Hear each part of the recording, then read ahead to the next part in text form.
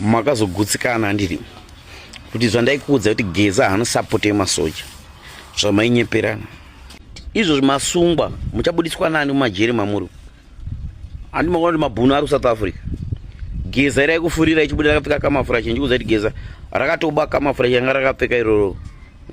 Ladies and gentlemen, nyaya yandauya nayo inyaya yeDNA show yaTinashe Mugabe iyo yakabanwa neHigh Court of Zimbabwe.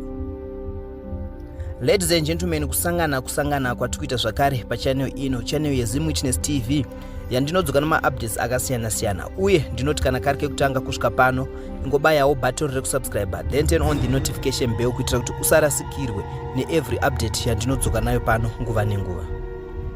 The High Court has banned Tinashe Mugabe's popular closure DNA show, citing a gross violation of personal privacy rights. Mugabe has vowed to appeal the decision.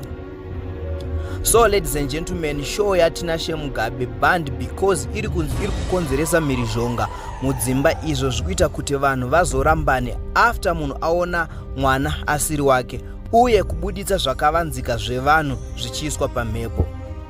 Zvisinei, kambani yaTinashe Mugabe DNA yakaita iyo appeal kumatare edzimhosva ichipawo umbowo hwayo ichiti iri kubatsirawo kuti mwana azive dzinza rake uye kubva zvayatanga kuita basa iri.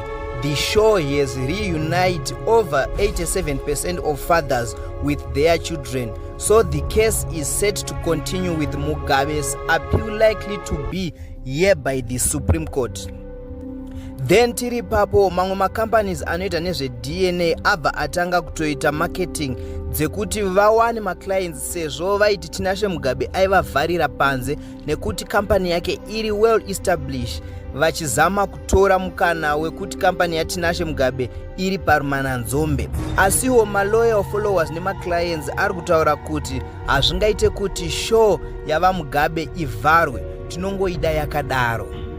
Then mune imwe nyaya tine nyaya yamukoma Walter Mutize vanova ivo member kana kuti muyouth weZANU-PF vari kutaura ivo kuti vari kufarira kunge vachibata Geza pamwe chete nanyoka yemabhunu panyaya yavo yekumobiliza pofu kuti inge ichibvisa vaMnangagwa.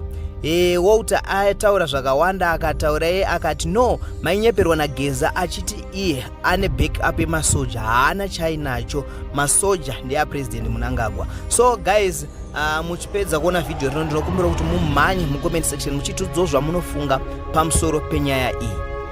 Asiwo musakanganwe kusubscribe, kulike nekushare. More updates are coming. Right. Makazogutsikana ndiri kuti zvandaikuudza kuti Geza haanosapote masoja zvamainyeperana. Masoja edu isisi chandakayadira, hakuna komanda wemasoja angasapote munhu ari kuita against president. Makapusa stereki maita hanzi muchafunga kuti muchana masoja arizobuda ari against ED. Hakuna musoja anobuda ari against ED. Masoja ndeyapresident nokuti ndiye ari kutonga, mapurisa ndeyapresident nokuti ndiye ari kutonga. Handimunzwisa whatever mutauro zvakadi, inini handisi kuzodzoka reverse deal according nawo yaGeza. Handina mareverse deal andiri kudzoka, ndiri kuti pasi warukana mapfumo pana Geza. Isusu tiri kuti pamberi nokuataka Geza namabhunu, vanhu ngavaatake wakomana, vanhu ngavabatwe. Right, izvo zvimasungwa muchabudiswa nani mumajeri mamuri? Handimaona kuti mabhunu ari kuSouth Africa. Geza iri kufurira ichibuda rakapfeka kamafura chinji kuti Geza rakatoba kamafura changa rakapfeka iroro. Uchibvuma uchichidzirwa muchinzi hanzi ityai, Geza musoja, ano masoja ano Geza akakusaportwa namasoja. Masoja api? Makayaona masoja achakazoya achisapota Geza? Hakuna zvakafanana zvakadaro muno muZimbabwe. Hakuna. Makaona zvaitika ndobva ndakupai nyika ino. Makaona Geza anokomanda yemasoja katobva ndakupai nyika ino muchitonga. Hakuna zvakadaro. Masoja ndeya ED, mapurisa ndeya ED. Hatichinji wende hatisi kuzokwata. Ina handikwati magentlemen. Ndangokuudza kuti wakatamba neni whatever uri kupi, ndakangokuziva kuti ndiwe nhingi. Uchaona nhamo uchaona. Ndiunozodzowa muri kana zikadzonera kashamba kwavari. Uyo anonzi Geza namabhunu ndiwo anatura. Inini handisizoita step down. Even makathreatena zvakadini ndati handisizoita step down nawo yaGeza. Geza ngaabatwe neanonzi mabhunu. Waniwo ndiwo ngawabatwa no. hondo inopera nohondo magentlemen. Andi akane hondo ida kuwisa mutungamiriri wenyika. Saka isu tino hondo ida kubata Geza timuratidza mutungamiriri wenyika hatupe zvaita. Ina handisi kuzodzoka shure. Na amai wangu ari pasi tiri kuti pamberi nokuataka Geza. Pamberi nokubata mabhunu. Mayouth ese musachichidzirwe. Ndogara ndichitaurirai kuti mayouth ese handei nokuenda kuataka vana Geza naningi. Ngati capture vanhu iwawo. Vanosvika ndakati followai mashure mangu.